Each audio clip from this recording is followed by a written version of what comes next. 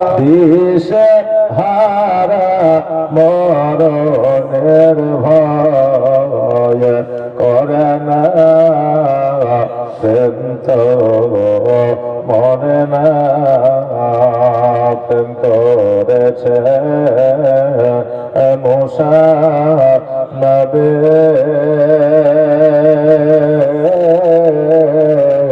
তোর পাহাড়ে এগিয়েছে চলে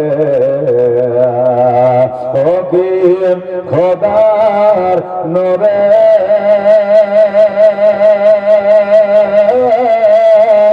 পাহাড় জলে মোশান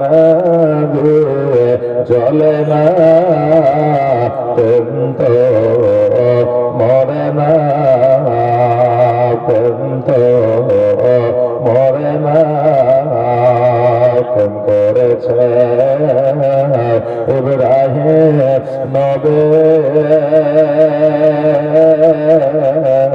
তোর পাহাড়ে গিয়েছে চলে ওগো আগর হইলে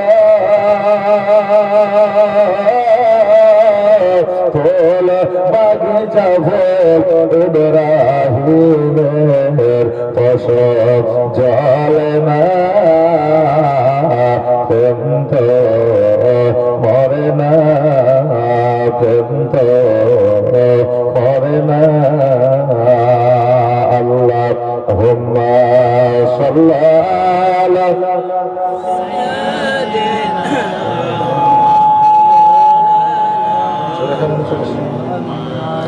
ولا على سيدنا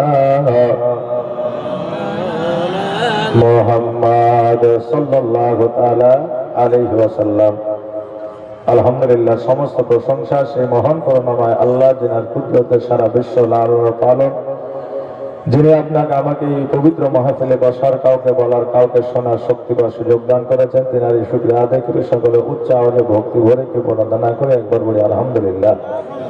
তারপর পরে আকা মওলানা জনাব মুহাম্মদ রাসূলুল্লাহ সাল্লাল্লাহু তাআলা আলাইহি ওয়াসাল্লামের প্রতি লাখো কোটি দরুদ ও সালাম শান্তির ধারা বর্ষিত হোক অর্পিত হোক নাজিল হোক তাই সকলে আমরা আবারও পড়ি আল্লাহুম্মা আমিন আমিন।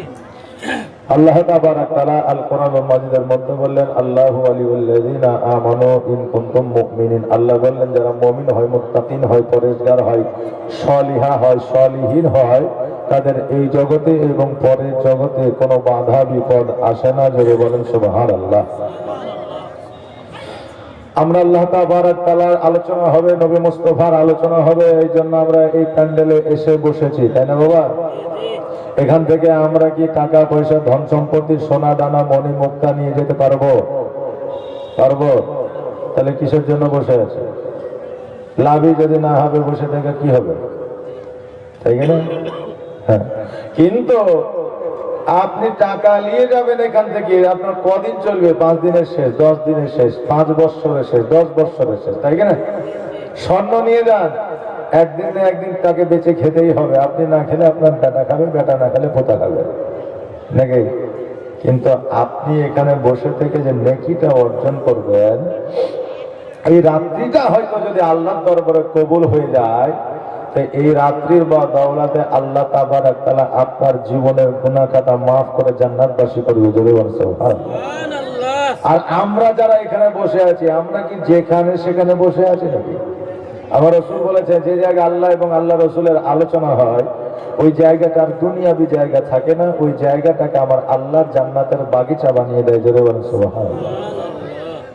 আচ্ছা, যারা মেলায় ঘুরছে এরা কিছু হচ্ছে, এরা কি জান্নাতের বাগানে আছে? হ্যাঁ, এরা জান্নাতের বাগানে যাইতে গিয়ে এরা জাহান্নামের আলোয় চলে গেছে নাকি? হ্যাঁ, এরা জাহান্নামের আলোতে চলে গেছে। বেরাদার বলে এই জালসাতে মেলা তো বসিয়েছে কারা? অনেক মুসলিমরাই বসিয়েছে, আমরাই বসিয়েছি, পারমিশন দিয়েছে তাই বসেছে। তা আমি বাবা ওই মেলা দোকানে যারা আছে তাদের বিরুদ্ধে কোনো কথা বলি না, কারণ তারা দুটো রুজি রোজগারের জন্য এসেছে, তাদের যে বেলায় এবারে এইভাবে বিজনেস করা যে হারাম তা তো নয়। তারা দুটো পয়সার জন্য এসেছে, তাদের ছেলে মেয়ের মুখে চারটি আহার তুলে দিবে, রোজগার করে দিতে না। কিন্তু মূলত হচ্ছে দোষ আমাদের। কাদের? আমাদের। দোকানদার দোষ নয়। আজকে দেখেন মেলাতে কে ঘুরছে? আপনারই মেয়ে ঘুরছে, আপনারই ছেলে ঘুরছে, আপনারই পোতা ঘুরছে, আপনারই পুতিন ঘুরছে, আপনারই লাতিন আছে, আপনারই লাতি আছে। তাহলে তাদেরকে যদি আমরা শাসন করি, এই মেলাওয়ালারা কাল থেকে দোকান করবে? এইখানে যদি দেখা যায় যে মেলাওয়ালাকে, জালসাওয়ালাকে 60 টাকা দিতে হয়েছে আমাকে রাত্রে, আর আমার রোজগারই হচ্ছে 20 টাকা, ও পরের বছর আর আসবে না। বলে ভাই তোকে ফিরি দিব রে বস। না ভাই দরকার নেই, যাবো না, বলবি বলো না। তাহলে দোষটা তাদের নয়, দোষটা হচ্ছে আমাদের। বাবা ভালো জায়গায় আছে, ভালো আলোচনা করছে বা ভালো কিছু হচ্ছে মানে যে সে ভালো আছে তা নয়, তাই না? দেখতে হয়তো দেখা যায় ফিটফাট, কিন্তু ভিতরে কোনো না কোনো কিছু আছে। এটাই মানুষ এখন বর্তমানে, প্রত্যেকেই কোনো না কোনো একটা জ্বালাতে আছেই। বেরাদার, আমি যখন এখানে আসলাম, ডাইরেক্ট রামপুর হাট থেকে বাড়িতে আসলাম, গোসল করে গাড়ি ছেড়ে দিয়েছে, ড্রাইভারকে বাড়ি যেতেই দিয়েছি, বলে এখানে গোসল করবে, এখানে বাড়ি যাবো বাড়ি থেকে। এখন আসার পরে একটা মিষ্টিও গিলতে পারে, মানে খেতে পারে, এখন স্টেজে চলে আইসে 1 ঘন্টা বসে, লাভ কি হলো? লাভ কিছুই হলো না। বেরাদার, আল্লাহ তাবারাক তাআলা আমাদের ভালো উদ্দেশ্যের জন্য পৃথিবীতে পাঠিয়েছে। আমরা কি করব? ভালো কাজ করব। সংসার যতটা জরুরি, কর্ম যতটা জরুরি, আমাদের জন্য ধর্ম ততটা জরুরি।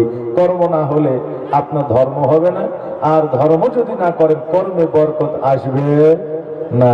এখন স্বামী যদি স্ত্রীকে দেখতে না পারে, ওই স্ত্রী থাকবে না। আর স্ত্রী যদি স্বামীকে যদি দেখতে না পারে, সেবা যদি না করে, তাহলে ওই স্ত্রীকে ওই স্বামী বাড়িতে রাখবে না, নাকি? এই জন্য উভয়ের প্রীতির দরকার আছে, ভালোবাসার দরকার আছে, প্রয়োজন আছে।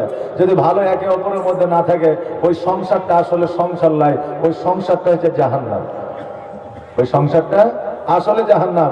এই জন্য আমাদেরকে জগতের মধ্যে কর্ম করতে হবে, ধর্ম করতে হবে। আমার আল্লাহ তাবারাক তাআলা বললেন, ইয়া আইয়ুহাল্লাযীনা আমানুস্তাঈনু বিস-সাবরি ওয়াস-সালাহ ইন্নাল্লাহা মা'আস-সাবিরিন।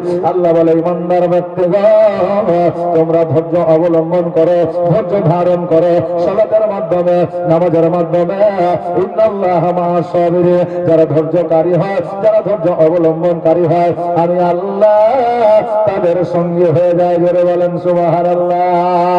আরে বাবা, আজকে আমরা জালসা মাহফিলে ধৈর্য অবলম্বন করে বসে আছে, এতক্ষণ আমাদের জন্য আরামের বিছানা আরাম করতে আছে, আরামের চাদর আমাদের গায়ে দেওয়ার জন্য ওই বিছানায় ফেলিয়ে রাখা আছে, আরামের আপনার বালিশ আছে, কিন্তু আরামের বিছানা ছেড়ে দিয়া আমরা শীতের রাত্রিবেলা আমরা জালসা মাহফিলে এসে বসে আছি এই জান্নাতের বাগিচা। আল্লাহ যদি কাল কিয়ামতের দিনে বলে, বান্দার তোমাদেরকে জাহান্নামে যাইতে হবে, কেননা তোমার নেকির হার কমে গেছে, গুনার হার বেড়ে গেছে। এবার আল্লাহর ফেরেশতারা বলবে, আল্লাহ গো, আপনি বলে দিয়েছে। কি বলেছি? বলে এটা বলেছে যে একবার যে জান্নাতের স্বাদ নিয়ে নেয়, আমি আল্লাহ তাকে দ্বিতীয়বার জাহান্নামে দিই না। আল্লাহ গো, জগতের মধ্যে আপনি যে জান্নাতের বাগিচা আপনি বানিয়ে দিয়েছিলেন, ওই জান্নাতের বাগিচায় এই বান্দা বসেছিল, অতএব জান্নাতি স্বাদ দিয়েছে, অতএব বান্দাকে কেমন করে জাহান্নামে দিও? আল্লাহ বলবে, এই আমার ফেরেশতারা, তবে বান্দাকে জাহান্নামে নয়, অতি জলদি করে তুমি একে জান্নাতের মধ্যে নিয়ে যাও। জোরে বলে সুবহানাল্লাহ। আহারে, আজকে আমরা জালসায় যাব বলে, মেলায় ঘুরে জালসায় যাব বলে, পরপুরুষের চেহারা আমরা দেখে জালসায় যাব বলে, পরনারীর চেহারা আমরা দেখে, আরে বাবা, জালসা নাম আছে বলে ওইখানে গেলে জান্নাতি এটা নয়, আসলে তোমাকে জান্নাতের বাগানে আসতে হবে। জান্নাতের বাগানে আসতে হবে, তবেই তুমি জান্নাতে নেওয়া পাবে, তবে জান্নাতে তুমি স্বাদ পাবে। বিরাদার, আজকে আরবের মধ্যে অনেক মানুষ ছিল, কেউ ইসলাম ধর্ম গ্রহণ করেছে, কেউ গ্রহণ করে নাই। যারা ইসলাম ধর্ম গ্রহণ করেছে তারা বাবা জান্নাতে, যারা ইসলাম ধর্ম গ্রহণ করেন না তারা কিন্তু বাবা জাহান্নামে। কেননা যারা জীবনে কোনোদিন আমার নবীকে মহব্বত করে না তারা কোনোদিনও জান্নাতি হতে পারবে না। এমনকি আমার নবী বলেছে যে আমাকে একবার স্বপ্নে বা সামনে সামনে দেখে নিল তার জন্য জাহান্নামের আগুন হারাম হয়ে গেল। আহারে, আজকে ওই আমলে আমার নবীর যুগে আবু জাহেল নবীকে একবার নয়, দুইবার নয়, শত শতবার দেখেছিল, কিন্তু তবু ওই আবু জাহেল জান্নাতি হতে পারবে না।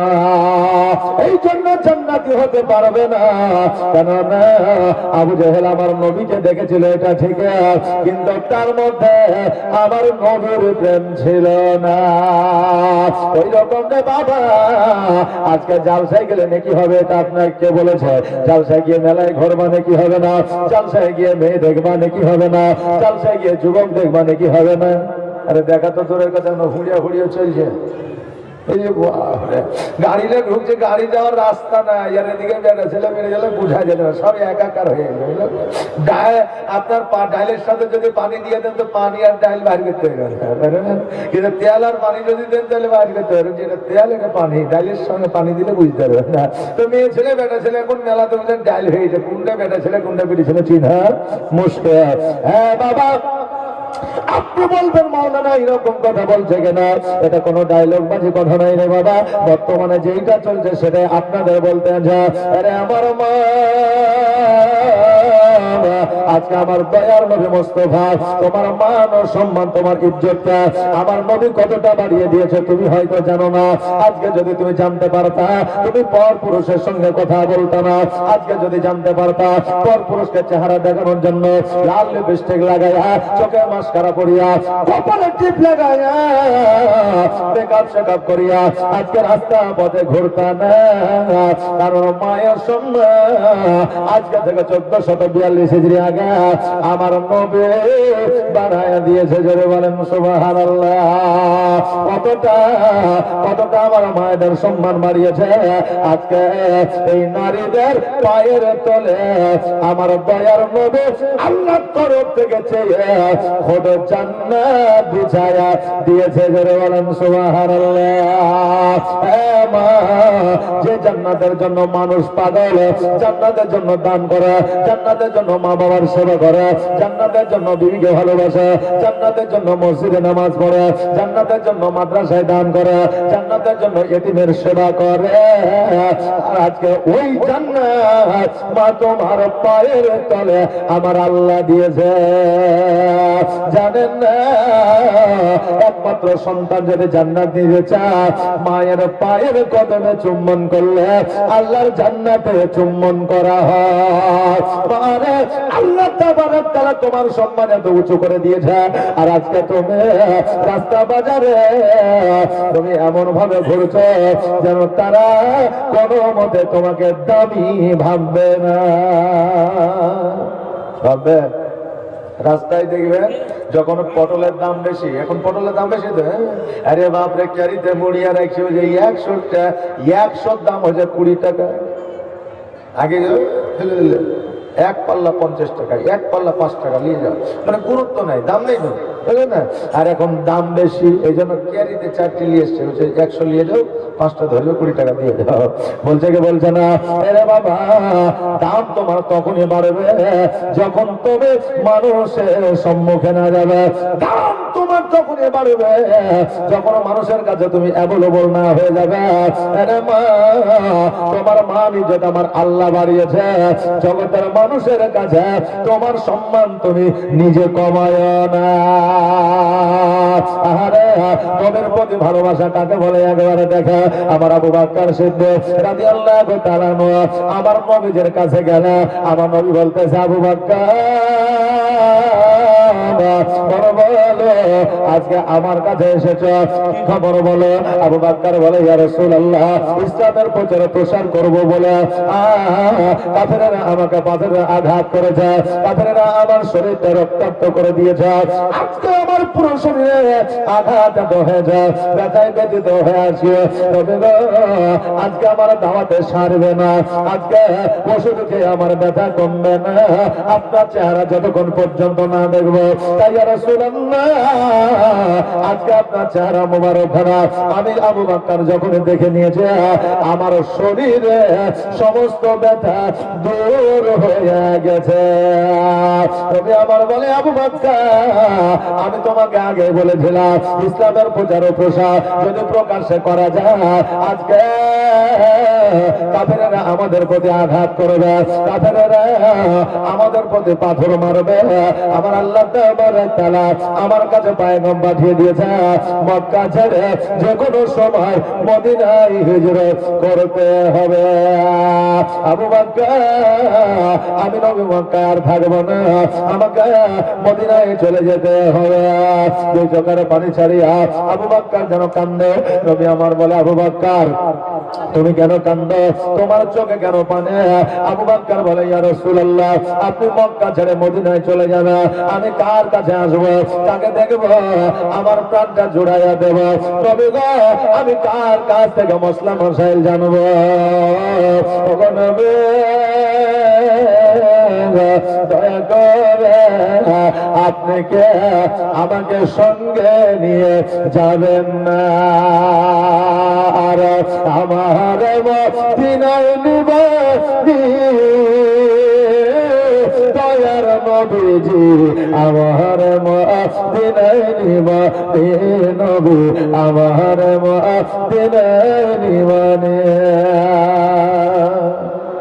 তুমি কমিটি ব্যাচ আছে যে মুখে কমিটি বলে চেয়ারে বসবে হবে না, এই সামনে প্রথম চেয়ারগুলো আছে সরিয়ে দাও।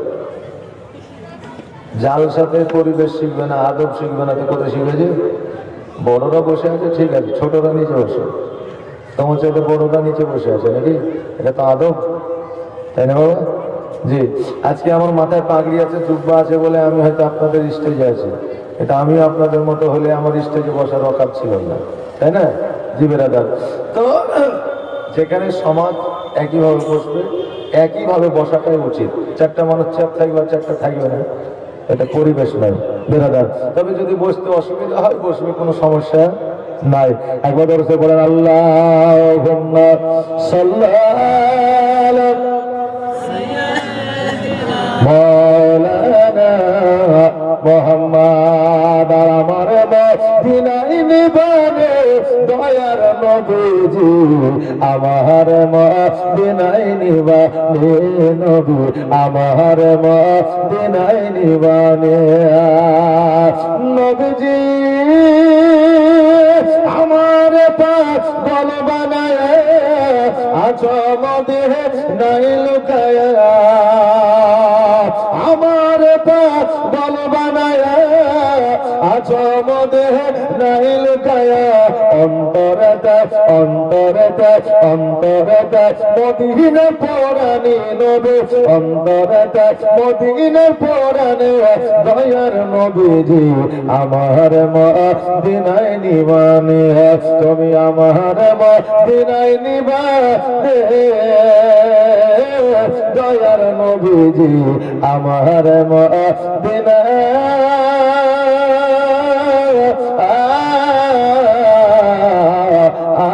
নিবানে। আমার নবী বলে, আবু বকর, আজকে আমার আল্লাহ তাবারক তাআলা আমার কাছে পয়গাম দিয়েছে, কিন্তু কবে মক্কা থেকে মদিনায় যাইতে হবে এই খবরটা আমার কাছে এখনো পর্যন্ত আসে না।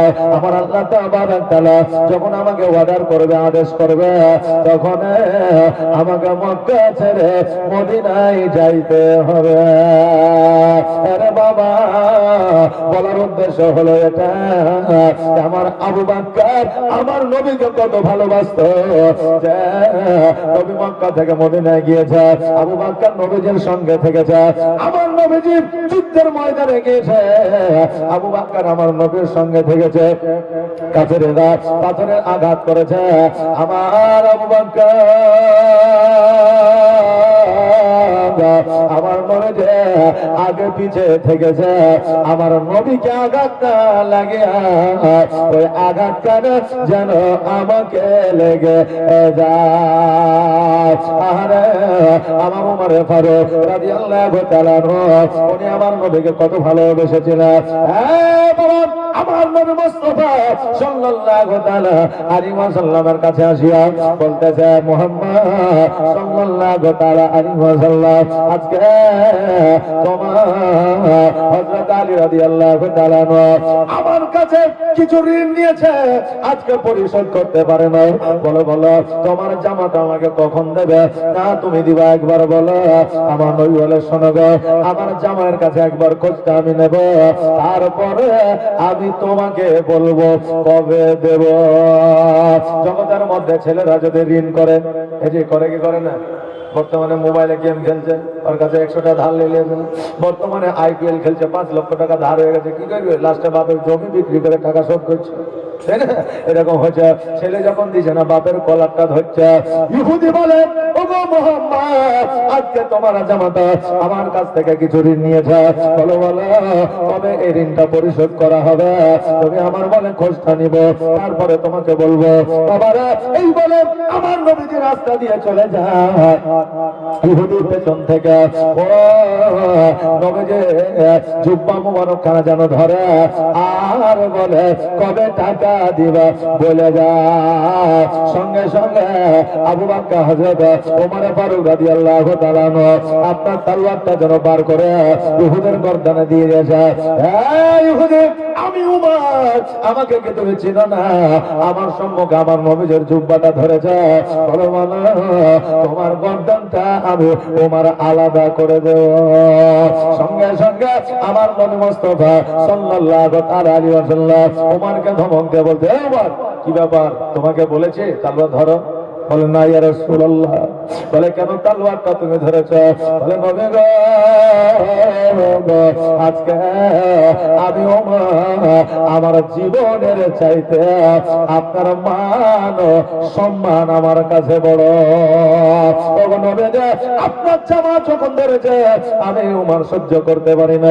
আমার নবীজি বলতেছে, উমর আজকে সে হলো পাওনাদার, আমার কাছে পাবে, অতএব সে আমার কাছে চাইবে, তাই বলে তুমি তলোয়ারটা বার করবে, এটা তোমার ঠিক হয় না। আমার উমর রাদিয়াল্লাহু তাআলা বলে, ইয়া রাসূলুল্লাহ, ইয়া হাবিবাল্লাহ, নবী গো, আজকে আমি আপনাকে প্রাণের চাইতে বেশি ভালোবাসি। ওগো ইয়া রাসূলুল্লাহ, আজকে আপনি বলে আমি কি করতে পারে? আমার নবী বলে, উমর তুমি কি আমাকে ভালোবাসো? বলে, প্রাণের চাইতে বেশি। তুমি আমার বলে, তবে ইহুদের কাছে তুমি ক্ষমা চেয়ে না। আরে আমার নবীর কি আদর্শ ছিল একবারে দেখা, আমার নবীর কি ব্যবহার ছিল একবারে দেখা। আর আজকে আমরা মুসলমান, আমাদের কেমন আচার আচরণ হয়েছে। এক কাঠা জমির জন্য, এক হাত জমির জন্য আমরা নিজের ভাই হইয়া অপর ভাইকে খুনাখুনি করেছে, দ্বিধাবোধ মনে করি না। হচ্ছে কি হচ্ছে না বাবা? হচ্ছে। আবার আজকে আপনাদের কাছে বলে দিয়ে যা, আমার হযরত খাদিজাতুল কুবরা রাদিয়াল্লাহু তাআলা উনি যখন আমার নবীজিকে বিবাহ করলেন, কত বছরে বিবাহ করেছিলেন? 40 বছর বয়সে। আমার নবীজির বয়স কত ছিল? 25। খাদিজাতুল কুবরা রাদিয়াল্লাহু তাআলা আনহার বয়স ছিল বাবা 40। আমার নবী মুস্তাফা সাল্লাল্লাহু তাআলা আলাইহি ওয়াসাল্লাম বাবা সেই আমলে একটা নয়, দুইটা নয়, পাঁচটা নয়, 10টা নয়, 20টা নয়, 30টা নয়, 70টা ওট মোহরানা আদায় করেছিলেন। জোরে বলেন সুবহানাল্লাহ।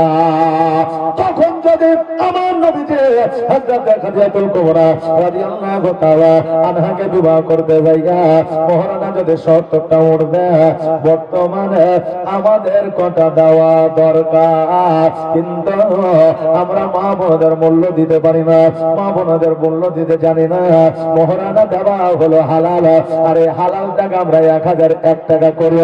আর মোহরানা দেওয়া আমাদের জন্য হালাল, এই মোহরানা টাকা আমরা 5001 টাকা করে, আর পণ নেওয়া আমাদের জন্য হারাম। ওই পণটাকে আমরা 4 লক্ষ থেকে 5 লক্ষ টাকা করি। এখান থেকে বোঝা যায় আমরা বর্তমানে মুসলমান, আমাদের হালালের প্রতি ইন্টারেস্টটা কমে গেছে, আর হারামের প্রতি ইন্টারেস্টটা বাবা বেড়ে গেছে। আরে বাবা, আমার নবী যে 70টা ওট মোহরানা দিয়া রাত্রিবেলায় আমার নবীজি খাদিজাতুল কুবরা রাদিয়াল্লাহু তাআলা আনহা জান মুবারকের উপরে মাথা দিয়ে যেন আরাম করে দিয়েছে। আর আমার খাদিজা আমার নবীজির চুল মুবারক গুলো যেন নাড়তে আছে। জোরে বলেন সুবহানাল্লাহ। বিবির কোলে মাথা দিয়া স্বামী যদি আরাম করে, এইটা হলো আমার প্রিয় নবীজির সুন্নাত। জোরে বলেন সুবহানাল্লাহ। আহারে বাবা, আজকে বর্তমানে নবীর সুন্নাত আদায় করে না, বিবির সঙ্গে সুন্দর পরে বসে গল্প করে না, বিবির সঙ্গে সময় দেয় না। যুবকেরা বিবি বাড়িতে রাখিয়া চায়ের দোকানে ক্যারাম বোর্ডে সময় দেয়। যেখানে নবী বললেন সময় দেওয়া নাকি হবে, ওই জায়গায় সময় বাদ দিয়া গুনার জায়গায় সময় দিয়ে থাকি। আরে বাবা, আজকে আমার খাদিজাতুল কুবরা রাদিয়াল্লাহু তাআলা নবীজির চুল মুবারক গুলো নাড়তে আছে, আর আমার নবীজি খাদিজার দিকে তাকায়া নিজকে হাসি দিয়া যেন গল্প করতে আছে। আমার আল্লাহ তাআলা বলে, হে আমার বান্দা বান্দীরা, তোমরা স্বামী আর স্ত্রী, তোমরা যদি একই কম্বলের তলায়, একই ব্ল্যাঙ্কেটের তলায়, একই ল্যাপের তলায় সারা রাত যদি তোমরা কাটায়া দাও, সারা রাত আমি আল্লাহ তোমার নেকির খাতায় নেকি লিপিবদ্ধ করে। জোরে বলেন সুবহানাল্লাহ। আরে বান্দা বান্দেরা, তোমরা স্বামী আর স্ত্রী একে অপরের দিকে তাকায়া যদি একটু মিচকে হাসি দিয়ে দাও, আমি আল্লাহ তোমাদেরকে একটা মাকবুল হজের সব দান করে দিয়ে।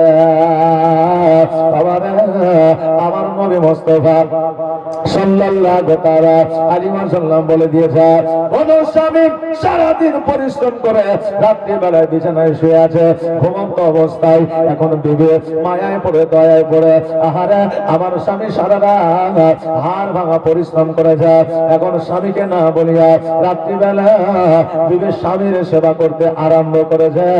আমার নবী বলে দিয়েছে, ওই বিবের জন্য আল্লাহ তাবারক তাআলা জাহান্নামকে হারাম করে দিয়েছে। জোরে বলেন সুবহানাল্লাহ।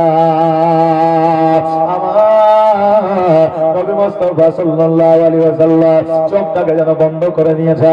আমার খাদিজাতুল কুবরা রাদিয়াল্লাহু তাআলা আনহা মাথা চুলগুলো যেন নাড়তে আছে। খাদিজা চিন্তা করে, আমার নবী যখন আরাম করতেছে, ঘুমায় গেছে, আমিও বিছানায় ঘুমায়া যায়। আমার খাদিজা রাদিয়াল্লাহু তাআলা বিছানায় যেন শুয়ে গেছে।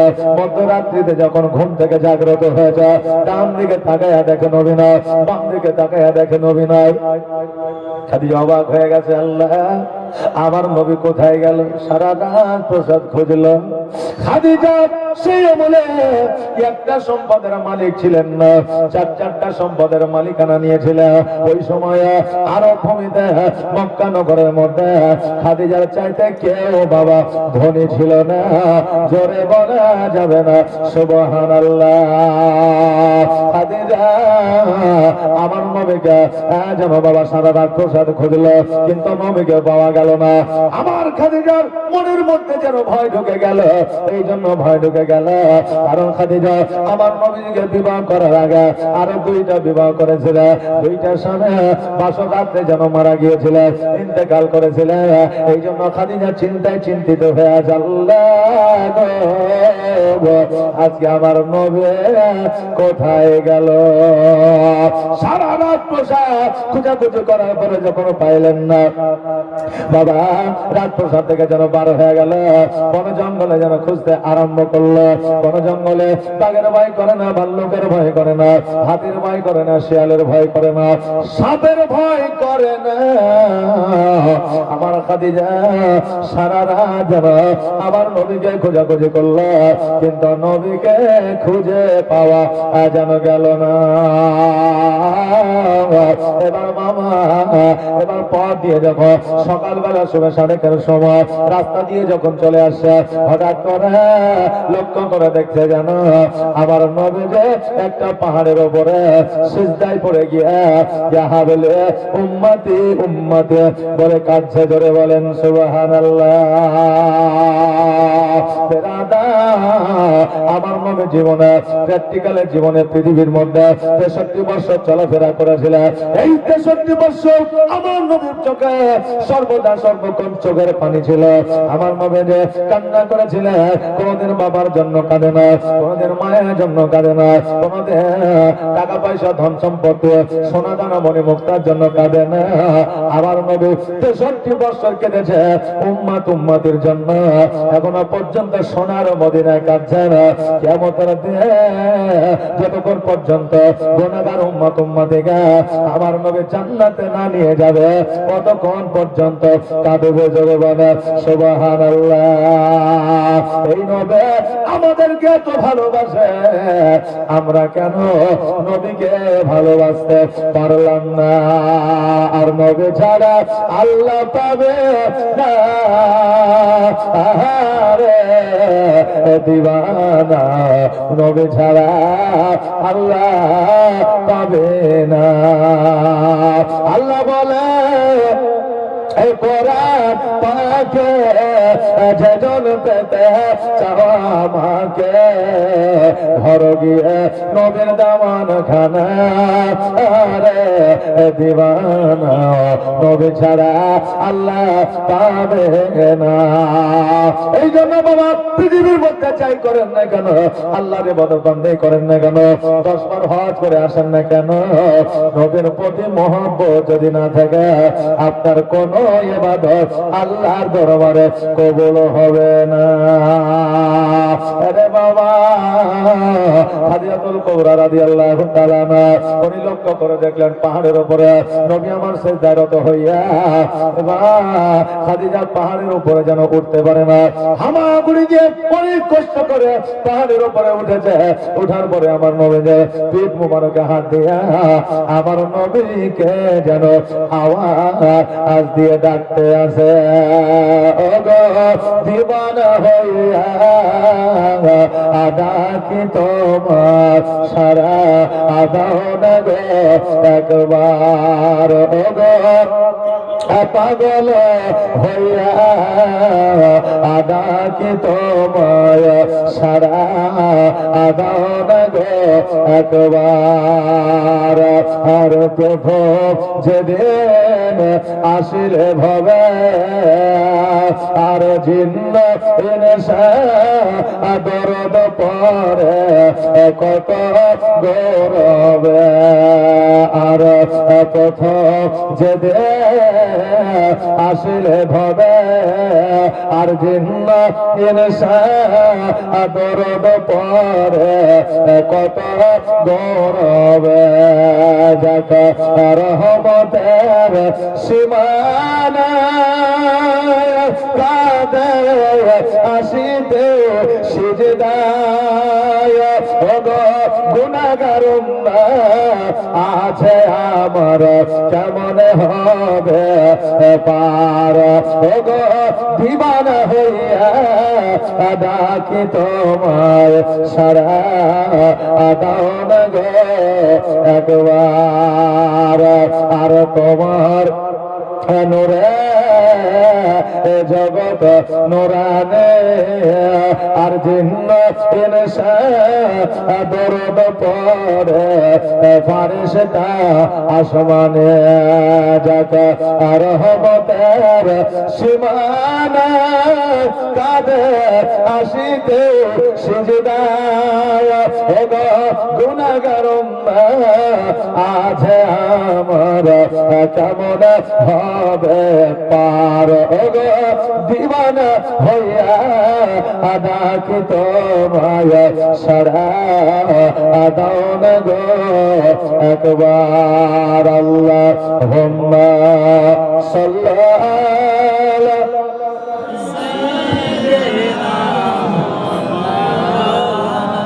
মুহাম্মাদ ওয়ালা আলা মাওলানা মুহাম্মাদ। আমার খাদিজা রাদিয়াল্লাহু তাআলা আমার নবীর পেট মোবারক হাতে নবীকে যেন ডাকতে আসে, নবী গো আপনি দয়া করে সিজদা থেকে মাথাটা উঠান। নবী আমার সিজদা থেকে মাথাটা যেন উঠায় নিলে আর বলে খাদিজা আজকে তুমি এই জায়গায় এসেছো কেন? আমার খাদিজা বলে ইয়া রাসূলুল্লাহ ইয়া হাবিবাল্লাহ নবী গো আজকে এই জায়গা আসা আমার একমাত্র কারণ প্রথম রাত্রিতে বাসর রাত্রে স্বামী যদি বিবির ঘরে না থাকে পৃথিবীতে এমন কোন বিবি আছে যে আরাম করে বিছানায় ঘুমাবে? তবে গো আপনি বিছানায় ছিলেন না, এই জন্য আমি খোঁজার জন্য বার হয়ে গেছে। আমার নবী বলে খাদিজা যাও যাও রাজপ্রাসাদে তুমি চলে যাও, আমাকে খোঁজার জন্য তুমি আর আসবে না। তখন আমি কোথায় যাব কোথায় থাকবো কেউ বলতে পারবে না। খাদিজা রাদিয়াল্লাহু তাআলা উনি যেন বাবা বাড়ির দিকে চলে গেলেন।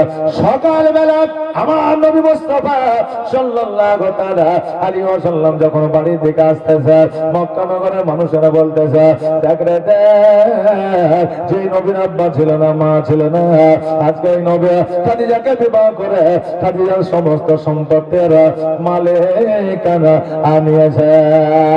তুমি আমার দুই চোখের পানি ছেড়ে দিয়ে অঝরা নয়নে কান্না করে বলে আল্লাহ গো আজকে যদি আমার মা বেঁচে থাকতো, আজকে যদি আমার আব্বা বেঁচে থাকতো, আজকে আমার যদি দাদু বেঁচে থাকতো, আজকে মক্কা নগরের মানুষেরা এইরকম কথা বলতে পারতো না। নবীজি খাদিজা রাত দরবারে যাইয়া একটা ঘরে যেন আমার নবী ঢুকতে ঢুকতে কান্না করে। খাদিজা বলে ইয়া রাসূলুল্লাহ ইয়া হাবিবাল্লাহ নবী গো আপনি এইভাবে কেন অঝর নয়নে কান্না করে? আমার দয়ার নবীজি বলে খাদিজা আমার কান্না বন্ধ হবে না।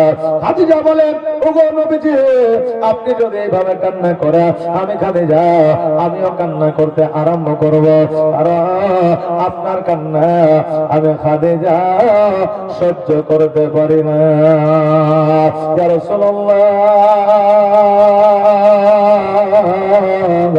ইয়া হাবিবাল্লাহ নবী গো আপনি দয়া করে কান্নাটা বন্ধ করেন। তুমি আমার বলে খাদিজা আজকে আমার কান্না কতক্ষণ পর্যন্ত বন্ধ হবে না?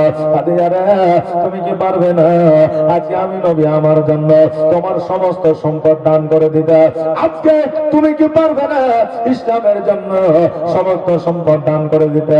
আবার খাদিজা বলে ইয়া রাসূলুল্লাহ ইয়া হাবিবাল্লাহ নবী গো আমার সম্পদ সোনাদান মণিমুক্তা তো দূরের কথা, আপনি বললে আমি খাদিজা আমার নিজের শরীরের চামড়া ছিলিয়া আপনার পায়ের তলে বিছায়া দিব। জোরে বলেন সুবহানাল্লাহ।